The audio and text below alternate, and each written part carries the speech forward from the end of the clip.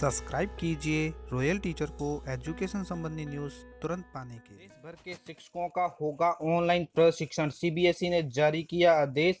केंद्रीय माध्यमिक शिक्षा बोर्ड की ओर से जारी हुआ है आदेश। अब ऑनलाइन होगा सभी शिक्षकों का प्रशिक्षण।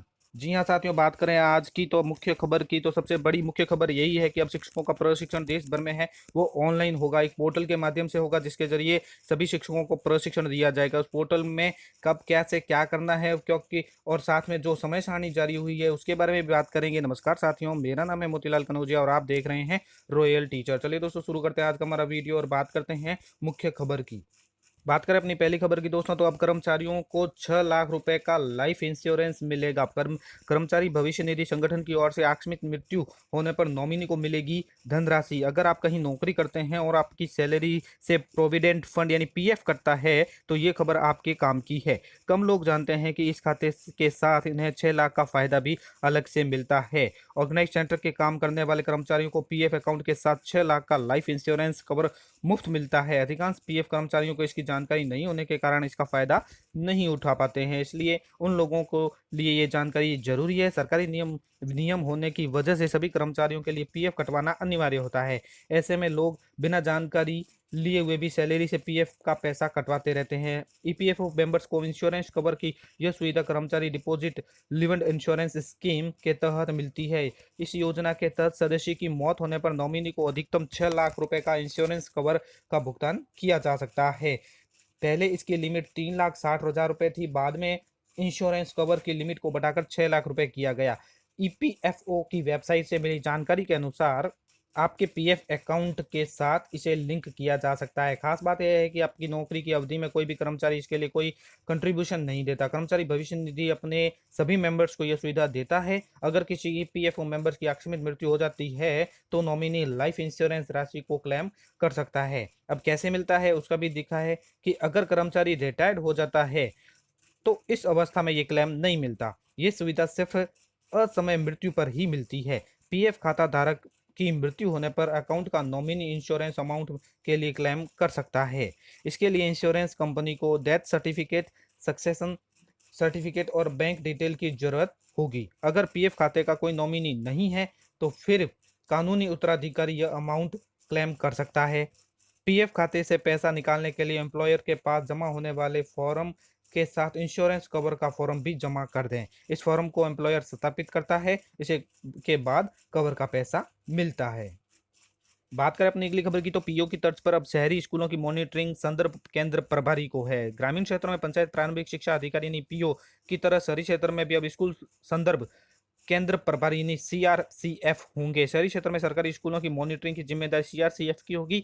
ये अपने अधीन नस्थ विद्यालयों का निरीक्षण कर सकेंगे। अधीन आने वाले स्कूलों के शैक्षिक गुणवत्ता विकास करने एवं प्रबंधन की जिम्मेदारी भी होगी। शहरी क्षेत्र के प्रारंभिक शिक्षा के विद्यालयों में अब तक चल रही नोडल विद्यालय व्यवस्था समाप्त हो गई है। समग्र शिक्षा अभियान के एपीसी योगेश पारिक ने बताया कि प्रदेश के शहरी क्षेत्रों में 365 स्कूल संदर्भ केंद्र या सीआरसी संकुल संदर्भ केंद्र बनाए गए हैं। संकुल संदर्भ केंद्र के संस्था प्रधान स्कूल संकुल संदर्भ केंद्र प्रभारी यानी सीआरसीएफ होंगे।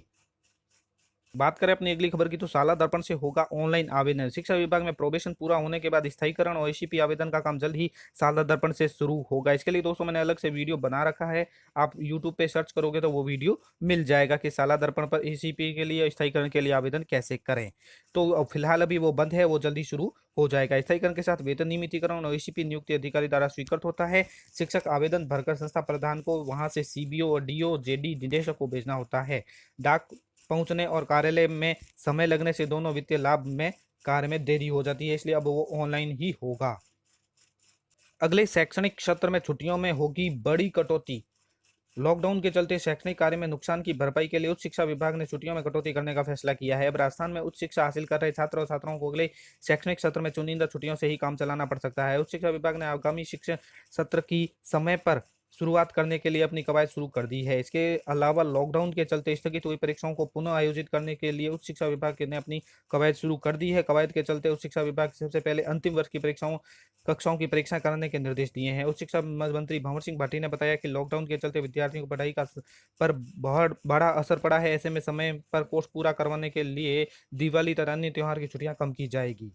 नव स्थापित महात्मा गांधी राजकीय विद्यालय अंग्रेजी माध्यम में विभिन्न पदों पर पदस्थापन हेतु योज्य वॉक इन इंटरव्यू आयोजित किए जा रहे हैं। तो दोस्तों, जो भी आप योग्यता रखते हैं जिस पद के लिए, तो आप आवेदन कर सकते हैं और इसकी विस्तृत जानकारी है वो वेबसाइट पर मिल जाएगी आपको। ये जो वेबसाइट दे रखी है education.rajasthan.gov.secondary पर उपलब्ध है। अब यहाँ जाकर आप निर्देश भी पढ़ सकते हैं। बात करें अपनी अगली खबर की, तो स्कूली सिलेबस कम होगा और बच्चों की पढ़ाई का समय भी घटेगा। शिक्षा मंत्री केंद्रीय शिक्षा मंत्री रमेश पोखरियाल ने बच्चों की पढ़ाई पर की चर्चा। बात करें अपनी अगली खबर की, तो देश भर के शिक्षकों को ऑनलाइन देंगे प्रशिक्षण सीबीएसई। जी हाँ साथियों, इस संबंध में एक आदेश भी जारी हो चुका है। मैं दिखा देता हूं आपको वो आदेश भी। देखिए साथियों, यह है वो आदेश जो केंद्रीय माध्यमिक शिक्षा बोर्ड की ओर से जारी हुआ है, जहां लिखा हुआ है सब्जेक्ट के अंतर्गत online trainings for teacher on Diksha platform, यानी जो अब ट्रेनिंग होगी वो दीक्षा प्लेटफॉर्म के ऊपर होगी। Dear principal, with the unprecedented crisis due to the spread of COVID-19, learning has been impacted in the multiple ways. However, it has also provided an opportunity for the delivering technology and ensure continually to learning and development of the student and teachers. यानी कोविड-19 के चलते पढ़ाई की व्यवस्था है वो पूरी तरह चौपट हो चुकी है और यानी ये कहें तो पढ़ाई पूर्ण रूप से सही ढंग से नहीं हो पा रही है, इसलिए प्रशिक्षण है वो ऑनलाइन दिए जाएंगे, जिससे कोविड-19 की जो गाइडलाइन है वो भी भंग नहीं होगी, यानी सोशल डिस्टेंसिंग पूर्ण रूप से रहेगी।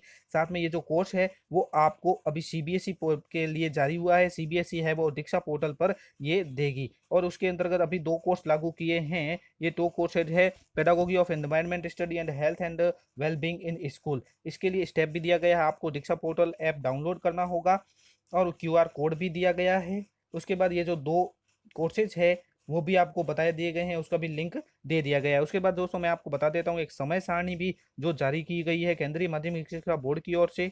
ये है दोस्तों वो समय सारणी, ट्रेनिंग कैलेंडर के बोल सकते हैं इसको। अपकमिंग ट्रेनिंग के लिए दीक्षा पोर्टल पर है वो पेडागोगी ऑफ एनवायरनमेंट स्टडी के लिए 3 जून 2020 से है।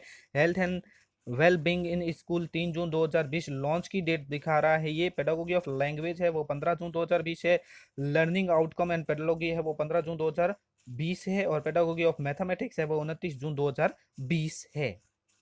तो बात करें अगले की, कोविड-19 के चलते स्टूडेंट की ऑनलाइन क्लासेस के बाद शिक्षकों को प्रशिक्षण भी ऑनलाइन दिया जाएगा। इसके लिए सीबीएसई ने दीक्षा प्लेटफॉर्म के माध्यम से शिक्षकों को ऑनलाइन प्रशिक्षण की शुरुआत की है। अजमेर सहित देश भर के स्कूल के शिक्षक इस प्रशिक्षण कार्यक्रम का फायदा उठा सकते हैं।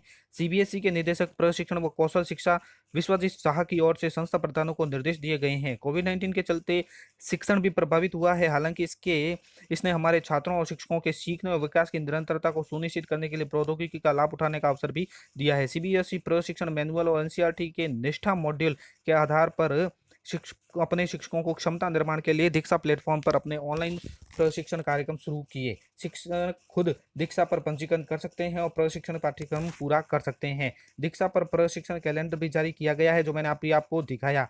आने वाले महीनों में जो भी महीने हैं और सिलेबस को लेकर सीबीएसई द्वारा सूचनाएं जारी की जाएगी। प्रारंभ में पर्यावरण अध्ययन के 2 पाठ्यक्रम शिक्षा शास्त्र और स्वास्थ्य और कल्याण स्कूलों में लॉन्च किए गए हैं।